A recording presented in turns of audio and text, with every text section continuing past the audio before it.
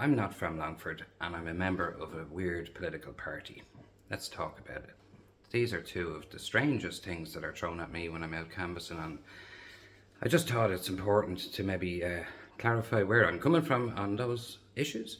So when people say I'm not from Longford, I really don't understand why that's an issue, because where I had my nappy changed I don't think is a factor, because I'm 51 years of age, and even if I had been born in Longford, Longford's a very different place today. And also, I in fact have experience of living in counties where political diversity is a reality and the outcomes are better. So I think I can bring all of that kind of thing to our county council. But more importantly as well is that, as I've said in my literature, and I think I've mentioned here in videos before, I've 3 adult children and I own a small business in Newtown Forbes Village. So I've quite a lot of experience of what it actually means to be living here in Longford. I'm also living here 16 years as far as I remember. So, and it's important to me because, believe it or not, my mother was from Drumsna, which is just over the border, just past Rooski, and my dad's a Cavan man. So I'm a first generation dub, if that is a factor, or if it could work in my favour, I don't know, because being from Longford is to me kind of a strange thing to say, because we're living in 2024 and there's a lot of very serious issues. So, you know, who you're related to, where you're from, I don't think that's a factor. I think what you want to do, what you say, what you believe, where you're coming from, what your principles are what should be the factors that matter. So to anyone who says to me, you're not from Longford, I'd say, well, I'm for Longford. I'm also a member of the community and I want to see the community better. I want to see my own children's futures better. And I don't apologise for that. And I'm standing here looking for votes to be elected to make an awful lot of difference here in this county where, you know, the Civil War parties and their representatives here have dominated for so long. So I'm about change, I'm about something better, and I'm about a very, very different approach to politics. And in saying that, I'll move on to our political party that I'm a member of, called People Before Profit. My ideology is of a socialist nature, so I am a proudly revolutionary socialist, or I am proudly a revolutionary socialist, and People Before Profit is basically a gathering, a grouping of like-minded people. We don't have a leadership as such, we don't have a whip system, so very much unlike Fianna Fáil and Fine Gael, I have total freedom to act in the best interests of the people and the community that I represent and come from. But, you know, our movement is about doing an awful lot of things very differently when it comes to the likes of housing, health, bins. Actually, you know, we don't believe in the idea that commercial interests should be involved in any public services, because anything that's motivated by profit is always going to be about that very end game, which is the bottom line for the owners, for the bosses. So you see worker exploitation because they try to pay people as little as possible, and you see profit being the driving force to make them charge more and more and more. I mean, like, bin charges have never gone down, they only go up. And here in Longford, that Milady's company charge you whether they collect your bin or not. If you're on their prepay service, you're paying for them to drive past your door on a weekly basis, and they deduct it from your account all the time. So a lot of these things are crazy in our view, and I think it's about time people started to sort of reflect on these things and stand with me when we try and challenge this, because the local authority had always looked after waste collection, but the motivation behind what is the neoliberal element of capitalism that was adopted in the mid-80s, early 80s, but when Margaret Thatcher and Ronald Reagan sort of invented this idea of privatization, so taking anything that they could basically sell that was a public service, sell it to the private sector and let people make profit from delivering public services. And it's a disaster everywhere you go. Our housing mess is a direct result of a neoliberal choice, which is that the government chose not to build public housing. And it's almost 40 years ago they decided to do that. And they've used the private sector to try and deal with these social and public issues. And you can't do that, because when you go to a landlord and say, right, we want you to help us to deal with a social issue, the landlord only cares about money. And rightly so, and naturally, that's their gig. You know, if you're a landlord, you want to make money. But the social system of delivering public housing should never, ever be based around a private sector that's greed-driven. And I don't say greed as in to insult landlords, because there's plenty of people who are accidental landlords, there's plenty of people who are, you know, find being a landlord a way to invest money. You know, that's okay under the current system. But our government and our system itself should not be depending on that as a solution to public housing. I mean, as I said earlier, I'm 51 years old, so I grew up in a society where there was proper council housing, and people who needed that kind of, housing solution had it available to them. They didn't have to go on lengthy housing waiting lists. They didn't have to beg for help from county councillors, and they certainly didn't have to go and try and score private arrangements and get the council to make contributions, because again, if you think about the way they do that, for example, the HAP scheme, I think the figures are around £1 billion a year is channeled, tax money, public money, your money, my money, is effectively channeled into the pockets of landlords. And many times these landlords are corporate landlords, or large vulture funds or investment funds who own property purely for profit and gain. So the council can never own the property, they can never benefit from the asset, and they get to channel public money into the pockets of the rich, basically. And it's not the correct way to approach public housing, because it just can't function, because the money isn't there for a start, and it's a total waste of money because it's a poor use of money.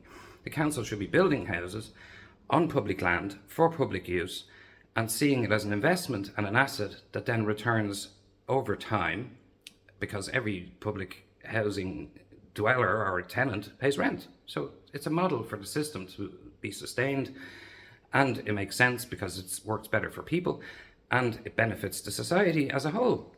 And also, we see that there's a consistent effort made by the system that we live under at the moment to turn you from being a citizen with rights into a customer. And that's a big, big problem, because it's a slow road to privatisation. I mean, excuse me, the water charges thing was a good example of their most recent attempt to turn a public service into a private for-profit venture, and this quango called Irish Water that took those services away from the council and tried to turn it into something that would be future sold privately, but also generate bills to put through our letterboxes. So, as if we haven't enough bills coming to our doors. And also, public water should be exactly that. I mean, healthcare and public water and housing are three key things. Like, we're the only species on this planet that have to pay to live. So that means that if you have a financial difficulty for whatever reason, there should be a system there that makes sure that you never ever suffer. And this came up at an event yesterday that I was at in the Laurel Lodge nursing home, where I was trying to explain that my principles are based around the idea that private healthcare and public healthcare means that we end up with a two-tier system. So if you can afford it and you can pay for it, you get better care. But if you can't and you're on the public system, you're treated very differently. And the workers in these situations are different too, because when they work in the private sector, they're either working for a contractor or they're working for the employer in a nursing home, we'll say. And, salaries are not necessarily what they should be. So the workers are not valued.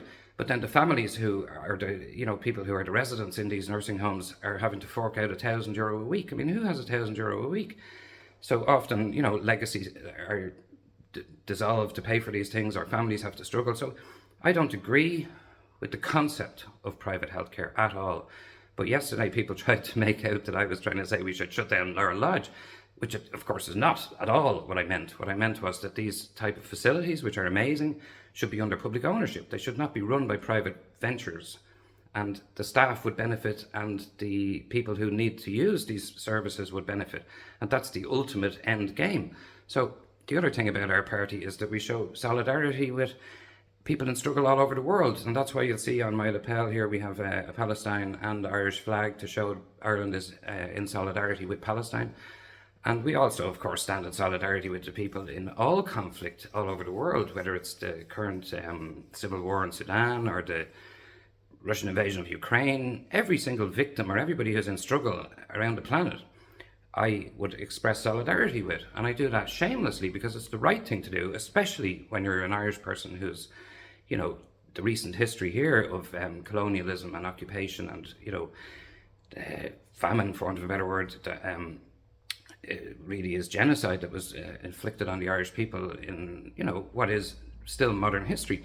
So if anybody should fully understand and sympathise and stand in solidarity with anybody who's oppressed. And the situation in Israel is disgraceful, because that outfit is run by a Zionist movement who, in cahoots with the British after World War One, or World War One, basically organised a takeover of Palestine that began in 1948 with what's known as the Nakba. I've done a separate video on this, so we're not going to get into it again.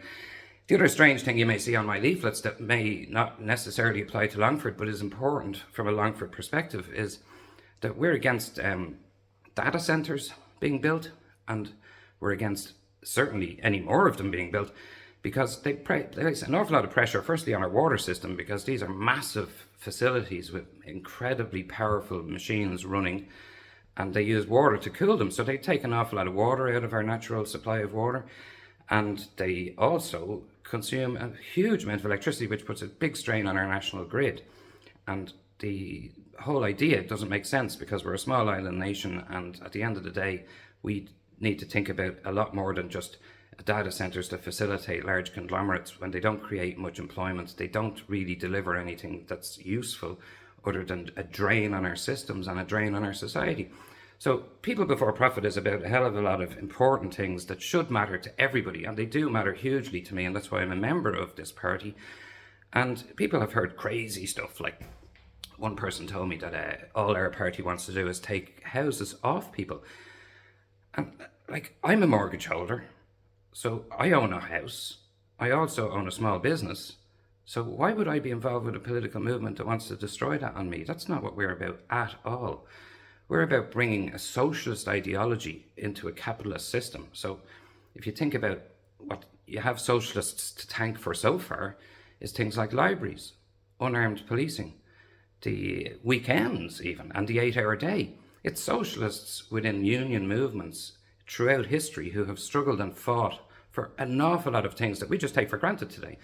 So it's really important to understand that, you know, when somebody says a socialist, and then people throw slurs like communism around to talk about people like me, but they're trying to use that because these are words that people like in the capitalist sphere use to try and scare people away from the idea that there's a better way, there's a better system.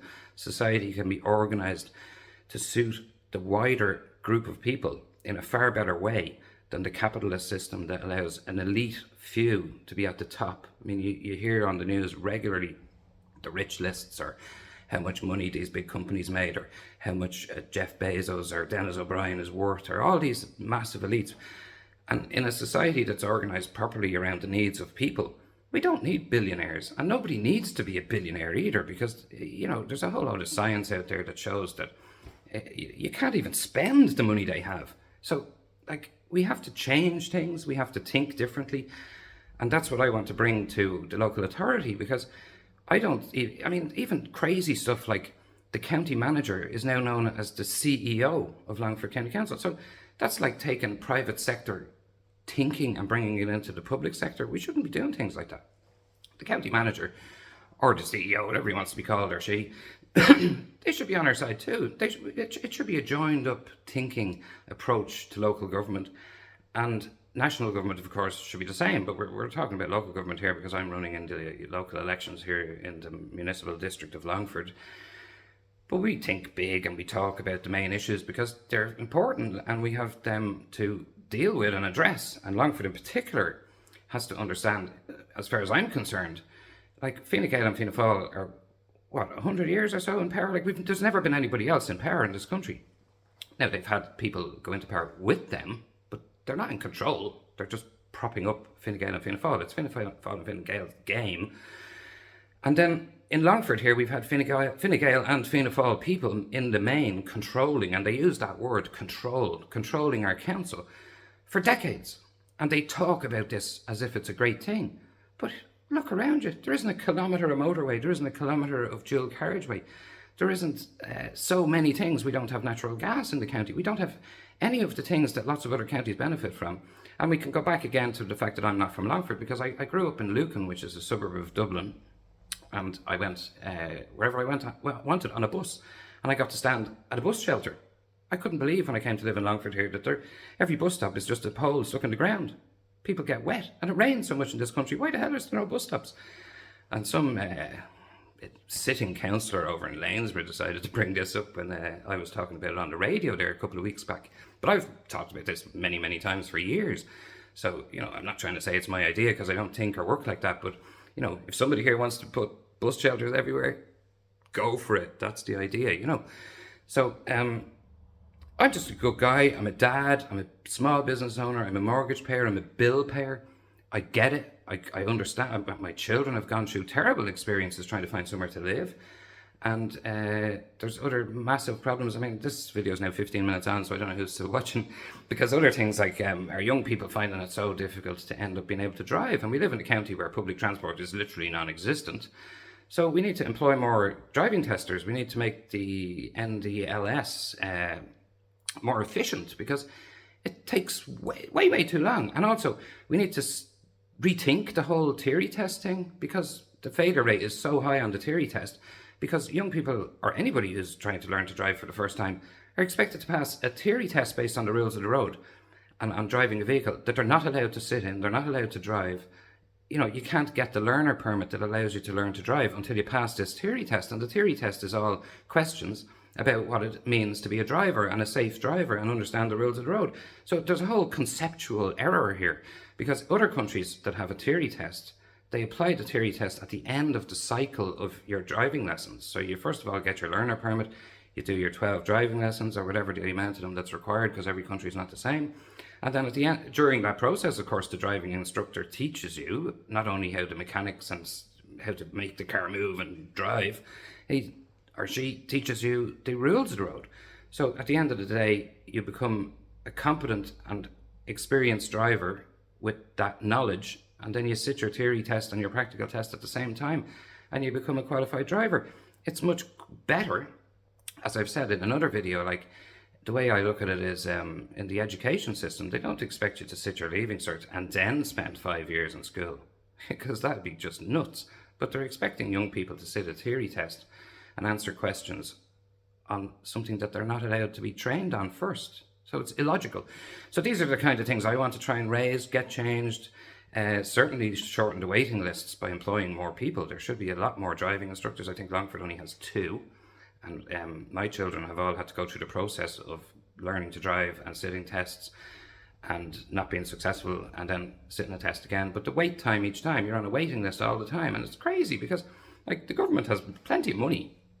Like, there's surpluses every year in the budget, and they just stash it away for a rainy day. They won't spend it. And let's not talk about the Apple billions, but, you know, we have our own billions that are in coffers of the government, and they just won't spend it. So, like, my party's about great things, and we're about caring, and we're about change, and we're about a whole load of societal benefits for everybody. And I'm not from Longford, but I'm for Longford. So, #1 vote on the 7th of June, and let's start changing everything.